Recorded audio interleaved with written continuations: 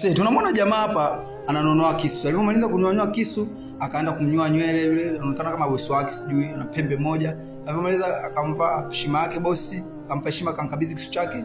Kisu kikali hatari. Akajiangalia kwa kioo, akaona yeye kanyolewa vizuri kwa kutumia kile kisu. Akafurahi mwenyewe.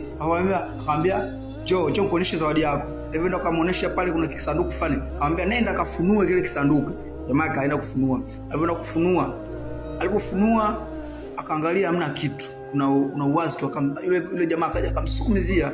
Yani wema siku zote wema umemponza. Akadondoka kwenye maji, akapelekwa kwenye maporomoko ya maji, akaenda akajitahidi, kuna mzizi akaona anataka kushikia na ukosa, akaenda akabeba wewe kwenye maji, akakuja ile shimo lilikuwa kubwa. Sasa yule anacheka kule mwenyewe kwa ubaya alomfanyia. Sasa jamaa alipata taabu sana. Mwisho wa siku kaenda sehemu kuna vichwa vingi vya watu, vichwa vingi sana, kuna vichwa takriban milioni vingi.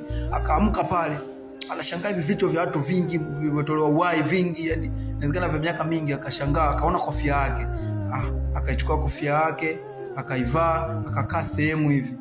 Mara kuna kitu kinatoka, naona kama mfano wa movie yetu Mishapo sema pili takuja.